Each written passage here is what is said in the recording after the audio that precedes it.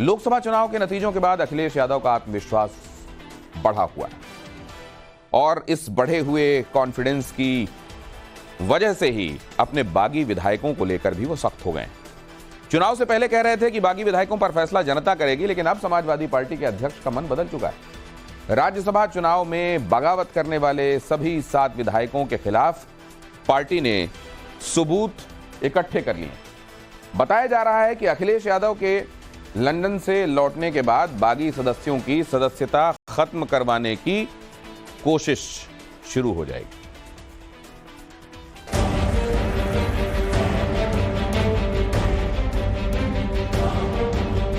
सुनने में आया है कि हमारा दूसरा धोखेबाज भी यूं ही चला गया है।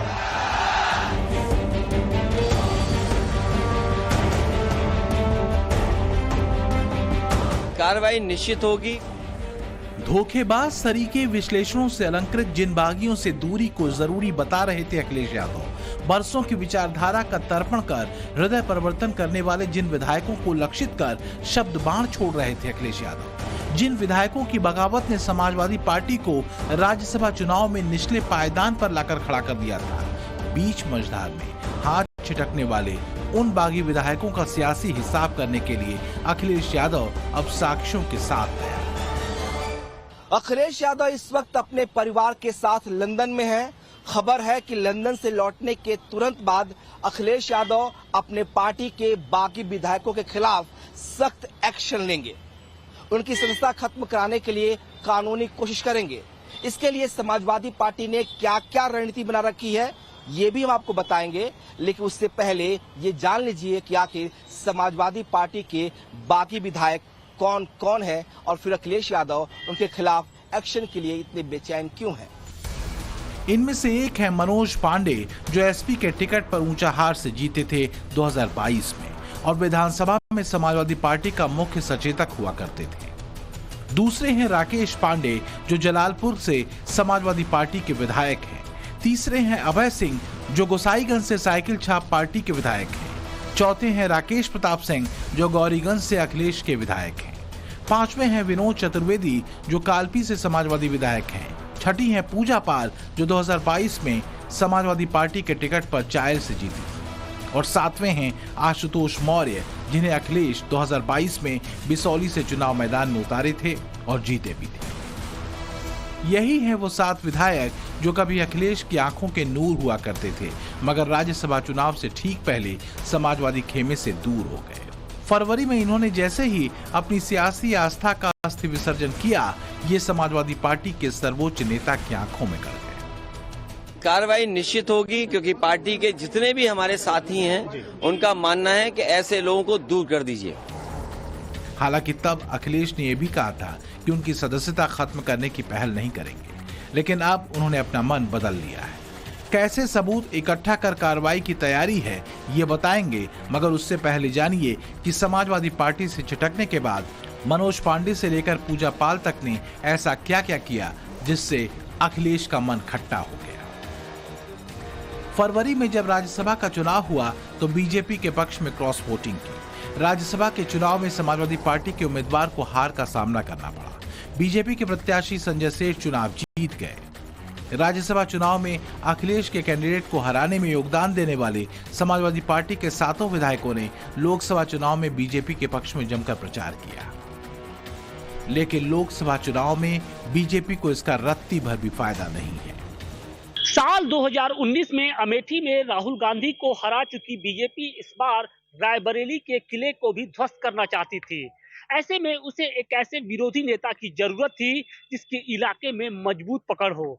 ऐसे में बीजेपी की नजर पड़ी मनोज पांडे पर, जो अखिलेश यादव के लेफ्टिनेंट हुआ करते थे। इसके साथ ही बीजेपी के धुर विरोधी भी थे। मनोज पांडे श्री राम का नाम लेकर परोक्ष रूप से बीजेपी के हो गए। हालांकि रायबरेली से टिकट नहीं मिला तो थोड़े रूट से गए।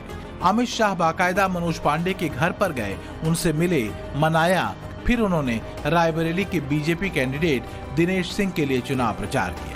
समाजवादी पार्टी के विधायक रहते हुए भी मनोज पांडे अमित शाह के साथ मंच पर थे। बीजेपी कैंडिडेट के लिए वोट मांग रहे थे। श्री राम का नाम लेकर अखिलेश यादव को घेर रहे थे। समाजवादी पार्टी में हूं और मैंने वहां पर भी जब भगवान प्रभु राम के बारे में गलत टिप्पणियां की गई हैं उनका मैंने विरोध किया है। गलत चीजों का लगातार विरोध करेंगे। अनैतिक चीजों को मनोज पांडे ने कभी बर्दाश्त नहीं किया अपने जीवन में, इसके लिए मैंने बहुत नुकसान उठाया।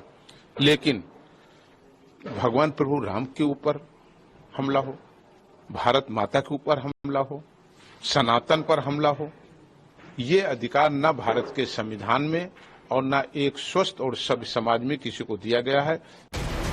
लेकिन बीजेपी को इसका फायदा नहीं मिला। मनोज पांडे का विधानसभा क्षेत्र जिस रायबरेली लोकसभा में आता है वहां कांग्रेस जीत गई। राकेश पांडे का विधानसभा क्षेत्र जिस अंबेडकर नगर में आता है वहां समाजवादी पार्टी जीती। अभय सिंह का जिस फैजाबाद लोकसभा सीट पर दबदबा माना जाता है वहां समाजवादी पार्टी जीती। राकेश प्रताप सिंह जिस अमेठी से आते हैं वहां पर कांग्रेस ने फिर से वापसी की। जिस जालौन लोकसभा से विनोद चतुर्वेदी आते हैं वहां पर अखिलेश की पार्टी ने जीत हासिल की। पूजा पाल कौशाम्बी में बीजेपी को जिताने में नाकाम रही, वहां भी एसपी की जीत हुई। और आशुतोष मौर्य का दबदबा वाले बदायूं में भी समाजवादी पार्टी के सांसद जीते। सातों विधायकों के मन परिवर्तन का अखिलेश यादव को कोई नुकसान नहीं हुआ। जहां पिछली बार समाजवादी पार्टी हारी थी वहां भी अखिलेश की साइकिल बेहिसाब दौड़ी।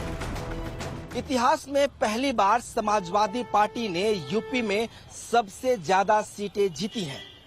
राम मंदिर की लहर में बीजेपी उत्तर प्रदेश में 80 की 80 सीटें जीतने का दावा कर रही थी, लेकिन समाजवादी पार्टी ने 37 सीटें जीतकर एक नया इतिहास लिख दिया। उत्तर प्रदेश में बीजेपी महज 33 सीटों पर सिमट कर रह गई। ऐसे में चुनाव के नतीजों के बाद जब लगा कि समाजवादी पार्टी के बागी विधायकों की सियासी हैसियत शून्य होने लगी है, तब समाजवादी पार्टी एक्शन में आ गई।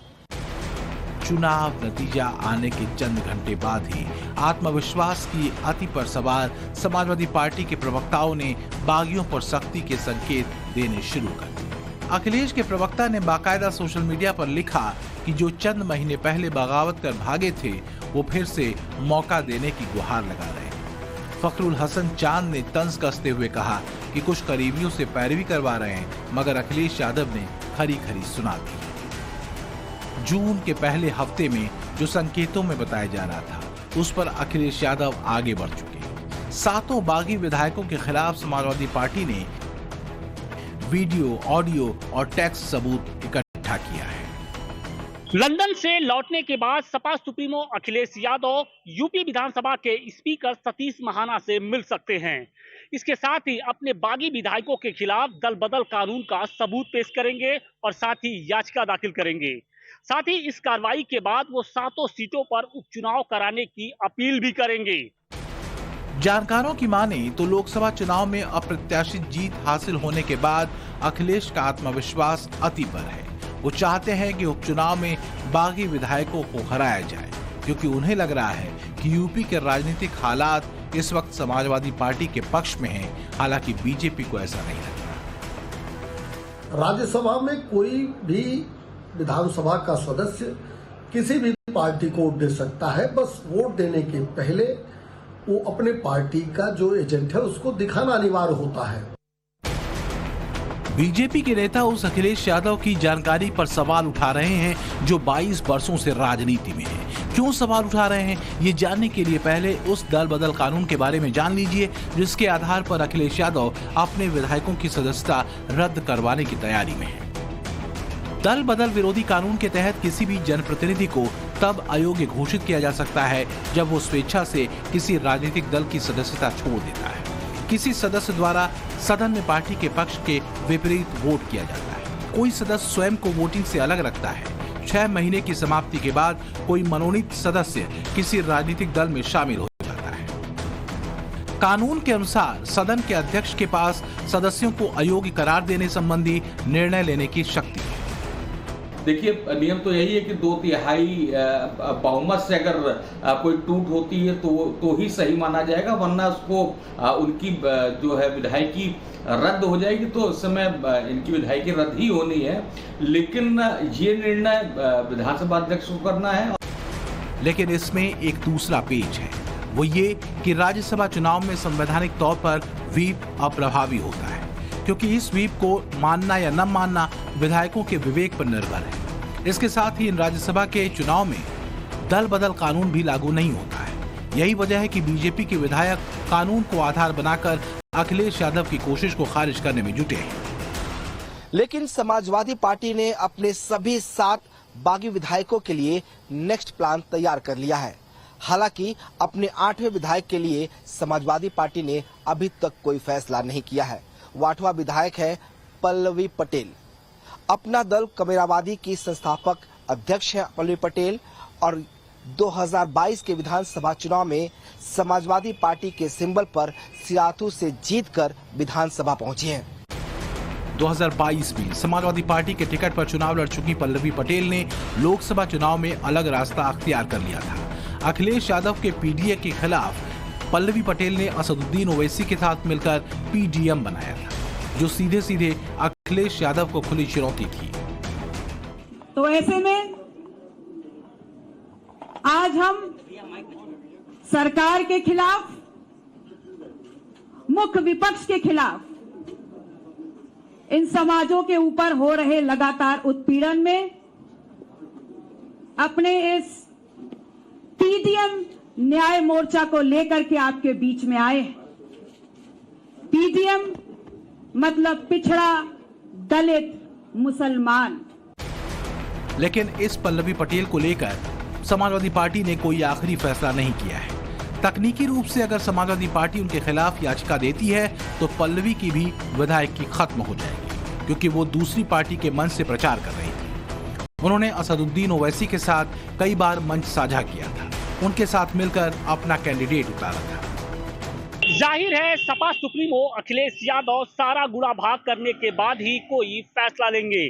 जिन विधायकों के खिलाफ समाजवादी पार्टी शिकायत करने जा रही है, उनकी किस्मत का फैसला यूपी विधानसभा के स्पीकर सतीश महाना के हाथों में होगा। अगर इन विधायकों की विधायकी जाती है तो वहां पर उपचुनाव होंगे और लोकसभा चुनाव के नतीजों के आधार पर अगर देखा जाए तो इन सभी इलाकों में बीजेपी को हार का सामना करना पड़ा था।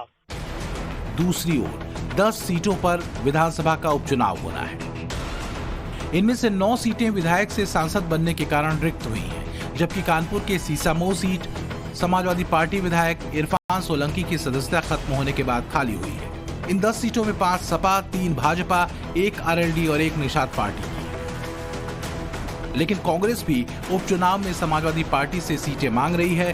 कितनी सीटों पर समझौता होता है, ये तो दोनों दलों के शीर्ष नेतृत्व की बैठक में ही तय होगा। लेकिन ये चुनाव आपसी रिश्तों और प्रदर्शन के लिहाज से दोनों ही गठबंधन के लिए महत्वपूर्ण है। हालांकि कांग्रेस और समाजवादी पार्टी दोनों ये संकेतों में बता चुके हैं कि आने वाले चुनाव में भी दोनों लड़के साथ चुनावी मैदान में उतरेंगे, क्योंकि लोकसभा चुनाव में अखिलेश का हर एक फैसला सही साबित हुआ। जानकार बताते हैं कि जिस तरीके से 13 उम्मीदवारों का टिकट बदला, 10 ऐसे नए उम्मीदवारों को मैदान में उतारा जो बिल्कुल नए थे। इतना ही नहीं, खुद अखिलेश यादव कन्नौज से चुनावी मैदान में उतर गए, पीडीए का नारा दिया और इसके आधार पर जातीय गठबंधन को तोड़ा। इतना ही नहीं, राहुल गांधी से जिस तरह से गठबंधन किया और चुनाव में इतनी बड़ी जीत हासिल की, उससे अखिलेश यादव का हौसला और बढ़ गया है। यही वजह है कि अपने बागी विधायकों को लेकर भी अखिलेश का मन बदल चुका है। जिनके बारे में कभी कहा था कि जनता फैसला लेगी, उनके खिलाफ अब एक्शन की तैयारी में है। जाहिर है समय के साथ अखिलेश यादव अपना सियासी बदला पूरा करना चाहते हैं। ब्यूरो रिपोर्ट, टाइम्स नाउ, नव भारत।